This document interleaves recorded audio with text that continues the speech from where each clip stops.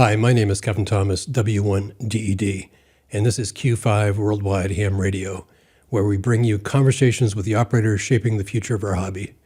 Today, I'm joined by Manfred Wolf DJ5MW. If you follow the WRTC leaderboards, you already know the name and the call sign. He's a four-time competitor with podium finishes in both 2018 and 23. Manfred operates from the scenic three countries corner where Germany, Austria, and Switzerland meet, probably the southernmost contest station in Germany. I'm really looking forward to digging into his contesting journey. But before we get started, a quick thank you to DX Engineering for supporting Q5 Worldwide Ham Radio.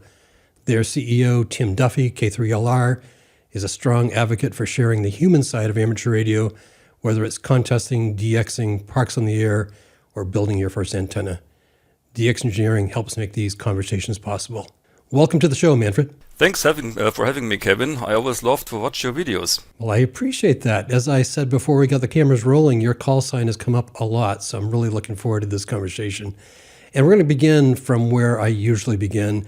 When did you first get licensed, and what was the motivation to do so? Well, I got the license in 1987, first as my call sign DL2MEH. Maybe some still recognize that call. And at the beginning, at 84, a few years before, I was introduced by a school friend to a CB radio. So he borrowed me a small CB radio handheld, and I made my first QSO over 1 mile maybe, and then I was hooked. So I tried to get our own CB radio, and from 84 to 87 I was very active on CB and also did some first DX, which was really only short skip in Europe, of course, so that was not so real DX.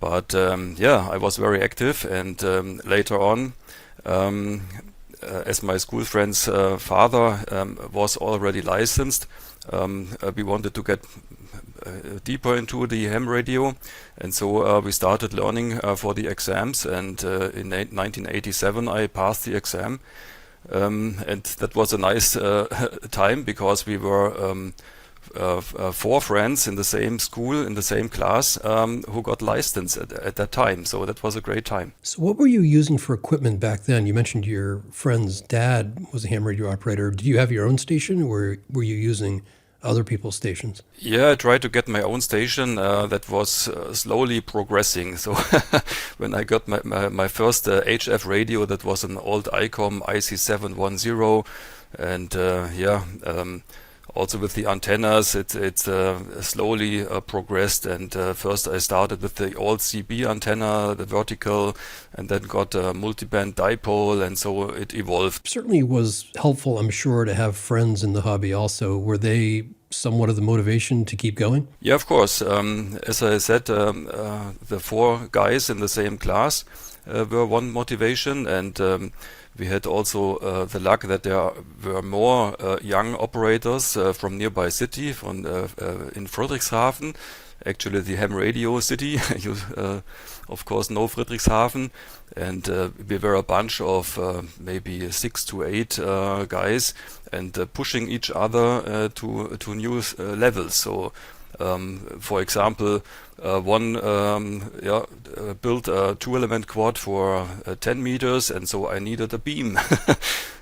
So I convinced my parents to get the beam up the house, and so the first Kushcraft A3 came, and later was replaced by KT34 and so on. And then the other guys went more into CW, and one was keen on getting in the high-speed club, so that was the next push, that we pushed ourselves to get better in CW, and so finally I got also in the high-speed club.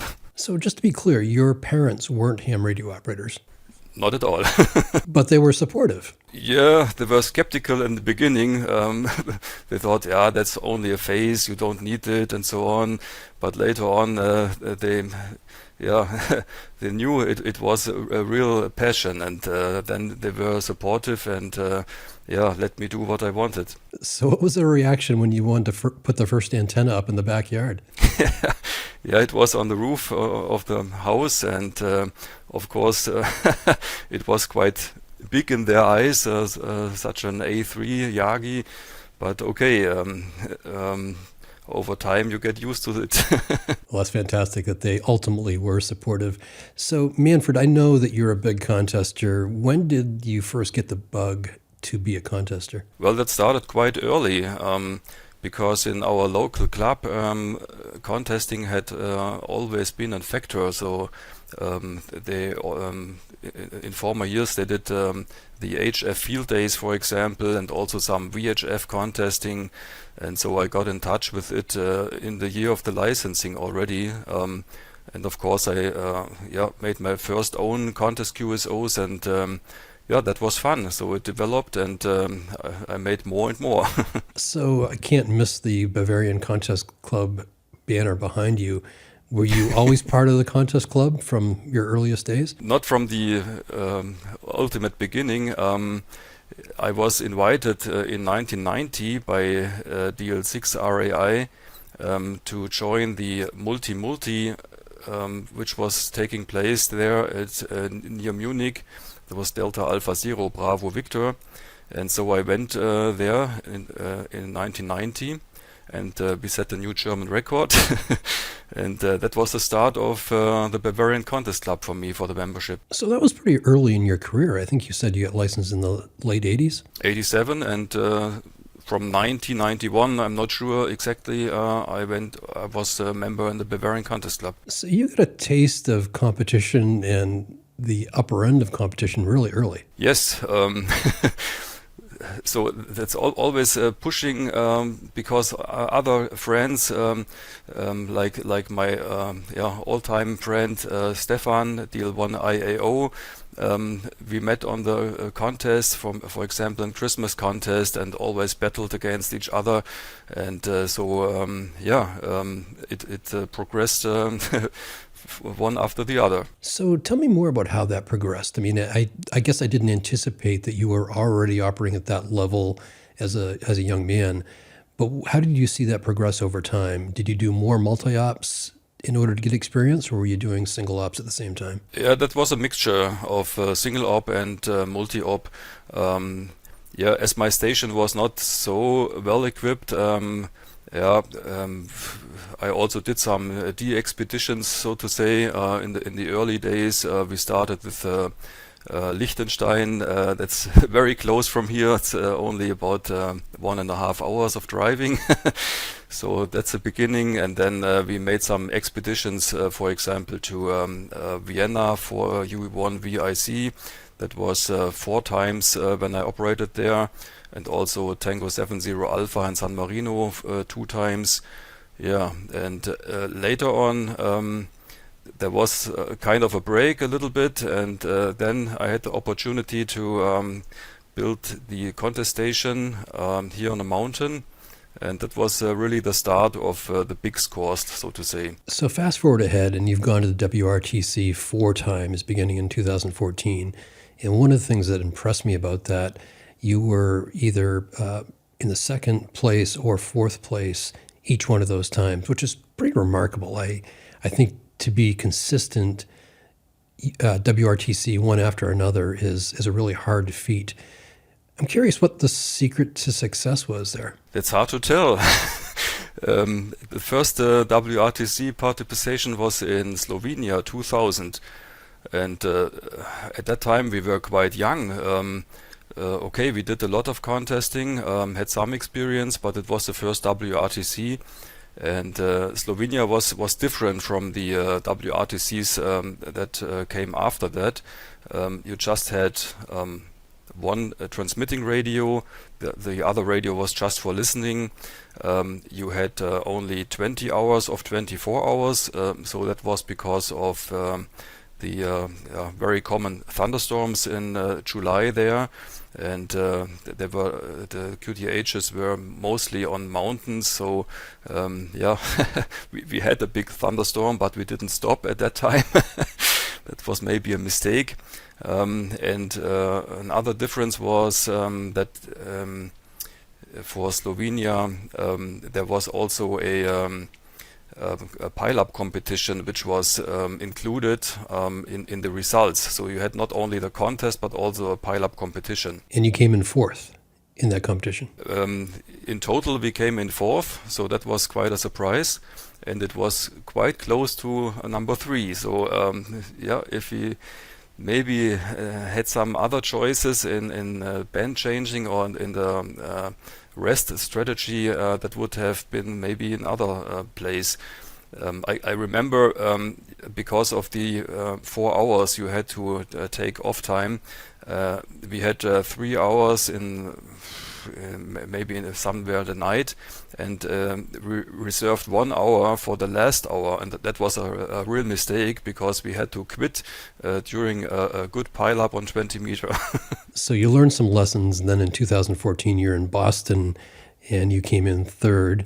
Then you went on to Wittenberg and came in second in 2018, and then most recently in 2023 you were in Italy and placed second. So a lot of experience there. What lessons did you bring into the Italy WRTC that helped you get that second spot? It was kind of a routine, I would say. WRTC in Germany was not so much different from Italy, so we knew what to do.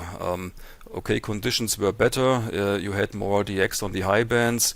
But there's hard to tell. There's nothing very special. I always say WRTC is a unique event because it's a mixture of field day style operating. So there are times when there's not much going on and you have to search and pounce and get something going. And then there are times you have micro pile-ups. It depends how many advertising was made by the organizers. So that's not always the same.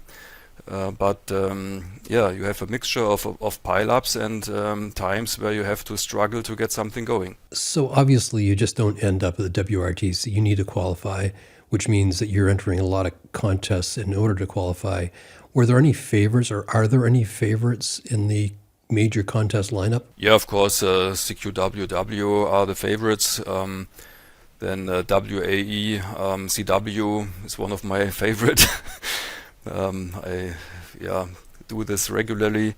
I like the QTC style. You can due to the help of QTC, you can a little bit level your station, because the station is not really big, compared to others who have stacked Yagis and so on. I don't have any. So this can be compensated a little bit with QTCs. So let's go there. Let's talk about your station, because I was surprised to read that you do have a relatively modest station. What exactly do you have outside the shack and in the shack? It's an old ski jump tower. So this is not used for ski jumping anymore, maybe for 25 or 30 years even. And we had the possibility to erect some antennas onto that tower. So it's basically 20 meters high, and on top of that are now OptiBeam 11-5 and an 2-element Moxon OptiBeam. So that's my main antennas, and then there are just a dipole for 80, another sloping dipole for 160, and we are not allowed to do any tower work. So if I could, I would of course set up another tower, but that's not possible. So I always looked in the sky and at the trees. What can I do? And so the solution was to set up some multi-band wire Yagi antennas. So I have. Right now I have two multi-band wire Yagi antennas, one fixed to South America and one fixed to East. That's because of the orientation from the trees.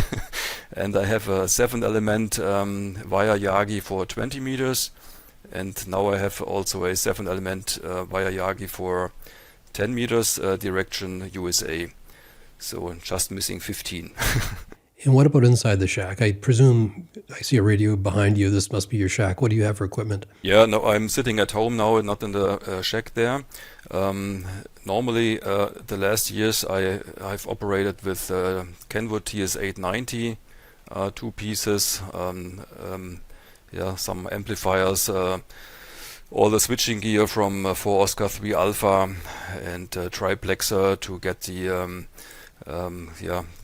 all antennas connected, and I have stack matches to switch between directions.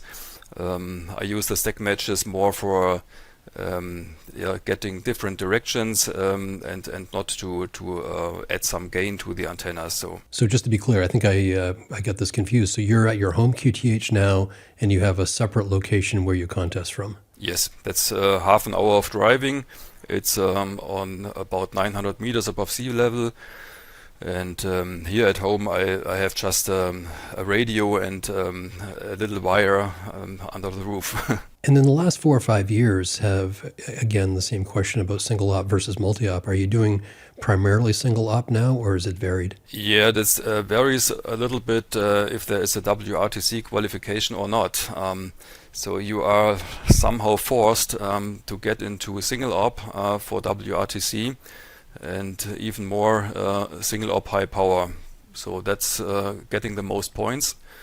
And if it's possible, we're also doing multi-single, so that the shack is quite small.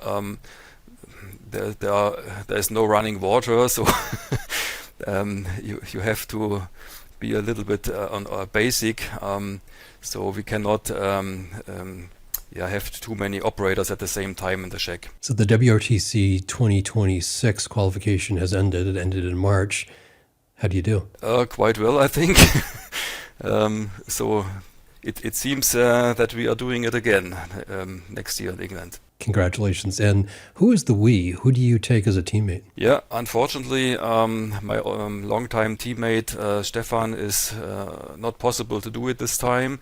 So for next year, I'm taking Uli, Delta Mike 5 Echo Echo as a teammate. So Manfred, a lot of people that watch this show are what I would consider intermediate contesters. They have a lot of interest in improving. What's your best advice to those intermediate contesters that want to improve their scores and just have a better showing? Yeah, operate as much as possible. Join a contest club. That's a real good support. You can ask people. You can join a multi-op. Watch how the other guys are doing it. And there's sometimes small things when you look over the shoulder of someone and how he's switching between VFOs and so, or how he's calling stations. You can learn a lot from just watching and participating in multi-op. Manfred, as somebody who's been doing this for a while now, just doing the math, you've been contesting for 4 decades. You must recognize some young up-and-coming contesters. Who are the people that are impressing you that might be on the leaderboard in the future? Yeah, there are a few. So for example, in Germany, quite young guy, DJ4 Mike X-Ray Sven, he's on the increasing side, so he does impressive scores with low power from the home station. So he has no big station in Munich. That impresses me a lot. Maybe also the son of Irina, DL8DYL, that's Robert, DM7XX. Yeah, he has the possibility to operate a lot from that good station in Dresden. And he must improve a little bit CW, but in the end it will be good. Manfred, one of the ongoing conversations, at least here in the States, is use of the contest online scoreboard. And I'm really curious how you feel about it and how the people in the Bavarian Contest Club feel about participating in the contest online scoreboard. Yeah, I think most of the members are supportive regarding the online scoreboard. Normally, I always post my score there. just in the last WPX, I don't know, maybe it was a wind test problem because I was in a classic category, and wind test would not allow me to post a score. So in the end I posted it manually. But normally I think most guys are supportive, and I also like watching the scoreboard. That's a great idea. So building upon that same theme, how do you think contesting might change, or how should it change over the next 2 to 5 years? I don't have so many suggestions. Maybe one thing, that's also because of the aging of all contesters, might be a good idea to reduce the maximum operating time in CQ Worldwide. 48 hours, that's really tough. I must admit I have only done it once. That was last year in SSB. So normally I struggle to get 45 hours or so, and maybe we should have a separate Ironman category for the guys who want to do the 48 hours, and maybe for the others 36. Well, that seems to be a consistent topic that comes up, so I think you're not alone in suggesting that. What about ham radio in general? I don't have a sense of how popular ham radio is in Germany. Do you see any sort of resurgence? Do you see younger people getting involved? I mean, I certainly know DK6SP, and I think Philip's doing a great job kind of waving the flag for youth participation in ham radio. But what do you see? Yeah, I forgot to mention Philip, of course, but he's not so young anymore. This is true, unless you're my age, Manfred. Okay. Well, about ham radio in general, I think it's difficult to attract young people, and especially. There are a lot of exams being held in Germany, so that's not the problem. In fact, it has increased. So if you look at the last 2 or 3 years, the number of exams have increased. And there were about 2,000 new licenses last year in Germany. But of course, these are not all contesters. I think many guys are more attracted by the technical part of the hobby. That's also, when I look at our local club, I'm the chairman of our local association of the ARC, by the way, and we got some new members from the school. They came to us because they wanted some advice with a stratospheric balloon project they did. So they wanted to send data via APRS and wanted help. But I'm not sure if they're getting into operating and making QSOs. Well, hopefully we can change that in the future. I think part of the answer is just getting more of the message out via things like YouTube and Substack and some of the work that I'm doing and others are doing. So I think if you're not familiar with it, then it's hard to get hooked on it. That's right. What we do is we take part in the SSB Field Day in September every year, and we also make a report afterwards in the newspaper and in social media. We have also our local association is also on Facebook, so you can find us if you want. But it's of course it's not easy to get the people hooked. So before we close up, Manfred, I'd love to have you give me your perspective on Friedrichshafen. I know that's come up a lot in various conversations I've had. I'd love to be able to go this year. I won't be, but it's on my list for 2026. Tell me what someone should expect if they're going there. Oh, Friedrichshafen is a big get-together of all kinds of amateurs. So you have the flea market, big flea market. You have commercial stands. You have the clubs. We have, of course, every year a big stand at the Ham Radio, and for me it's more about the conversation, meeting people, also when the fair is over in the evening, it goes on, of course. And we are having from the BCC, we have every year our contest dinner on Saturday. So that's also this year going on, and there's still tickets available, of course. Manfred, I really appreciate you taking time to have this conversation with me today. Thanks a lot, and 73s to all. My name is Kevin Thomas, W1DED.